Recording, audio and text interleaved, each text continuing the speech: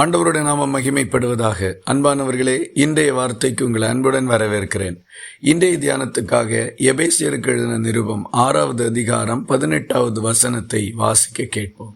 எந்த சமயத்திலும் சகலவிதமான வேண்டுதலோடும் விண்ணப்பத்தோடும் ஆவியினாலே ஜெபம் பண்ணி அதன் பொருட்டு மிகுந்த மன உறுதியோடும் சகல பரிசுத்தவான்களுக்காகவும் பண்ணும் வேண்டுதலோடும் விழித்து கொண்டிருங்கள். எந்த நேரமும் ஜப சிந்தையோடு வாழ வேண்டும் என்பதை இந்த வேதவசனம் நமக்கு வலியுறுத்துகின்றது. நம்முடைய வாழ்க்கையின் எல்லா நேரங்களிலும் தேவனை குறித்த சிந்தையும் கர்த்தரிடத்தில் வேண்டுதல் செய்கிற நினைவுகளும் உணர்வுகளும் நம்மை விட்டு விலகக்கூடாது. இந்த வசனத்தில் குறிப்பிட்டு சொல்லப்பட்டிருக்கின்ற ஒரு காரியம் மிகுந்த மன உறுதியோடும் சகல பரிசுத்தவான்களுக்காகவும் பண்ணும் வேண்டுதலோடும் விழித்து கொண்டிருங்கள். நம்முடைய வாழ்க்கையிலேயும் உலகத்தில் சம்பவிக்கிறதுமான காரியங்கள் நம்முடைய மன உறுதியை குலைக்கிறதாய் காணப்படலாம். சமாதானத்துக்கு ஊறு விளைவிக்கின்ற செய்திகளை நாம் கேள்விப்படலாம். மனுஷர்களுக்கு அச்சுறுத்தல் உண்டாக்கக்கூடிய சம்பவங்களை நாம் பார்க்க நேரிடலாம். இப்படிப்பட்ட சூழ்நிலைகளிலெல்லாம் சகல பரிசுத்தவான்களுக்காகவும் நாம் ஜெபிக்க வேண்டியது அவசியமாய் காணப்படுகின்றது. நம்முடைய ஜெபம் நமக்காக மட்டும் ஜெபிக்கின்ற சுயநல ஜெபங்களாக குறுகிவிடக்கூடாது. இக்கட்டில் இருப்பவர்கள் ஜெபிக்கக்கூடிய மனநிலை இல்லாதவர்களாய் காணப்படுவார்கள்.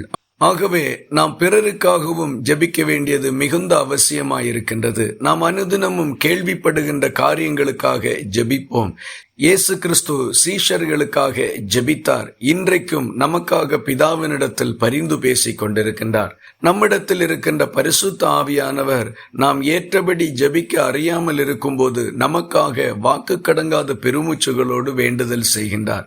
சபையாரிடத்திலும் நமக்கு அறிமுகமானவர்களிடத்திலும் நம்முடைய காரியங்களை குறித்த ஜெப குறிப்புகள் காணப்படுகின்றன. இவைகளை நாம் பார்க்கும்போது ஒவ்வொரு மனுஷனுக்காகவும் கர்த்தரிடத்தில் அநேகம் பேருடைய ஜெபங்கள் வந்து சேருகின்றது. ஆகவே ஜெப சிந்தை இந்த நாள் முழுவதும் நம்மிடத்தில் காணப்படட்டும். நாம் காண்கின்ற, கேள்விப்படுகின்ற, வாசிக்கின்ற காரியங்களுக்காக கர்த்தரிடத்தில் ஜெபங்களை ஏறெடுப்போம். இப்படியே பரிசுத்தவான்களுடைய ஜெபங்களாகிய தூபங்கள் தேவ சமூகத்தை வந்தெட்டும் பொழுது பரலோகத்திலிருந்து பதிலும் புறப்பட்டு வரும். அப்படிப்பட்ட மகிமையான பதில்களை காண கர்த்தர் நமக்கு உதவி செய்வாராக. ஜெப சிந்தையோடு வாழவும் கர்த்தருக்கு முன்பாய் நிற்கவும் பரலோகத்தின் தேவன் நம்மை நடத்துவாராக. இந்த வார்த்தைகள் இந்த நாள் முழுவதும் உங்களுக்கு ஒரு ஆசீர்வாதமாய் இருப்பதாக. ஜெபிக்கலாமா? எங்களை நேசிக்கிற அன்பு நிறைந்த நல்ல ஆண்டவரே, நாங்கள் உம்மை நன்றியோடு துதிக்கிறோம். ஆசீர்வதிக்கப்பட்ட இந்த நல்ல காலை வேளையிலே நாங்கள் எப்பொழுதும் ஜெப சிந்தையோடு இருக்க வேண்டும் என்றும் கேள்விப்படுகின்ற காரியங்களுக்காக எல்லாம் உம்மிடத்தில் ஜெபிக்க மறவாமல் இருக்க வேண்டும் என்றும் இந்த வசனத்தின் மூலமாய் எங்களை நீர் உணர்த்தி இருக்கிறதற்காக உமக்கு ஸ்தோத்திரம்.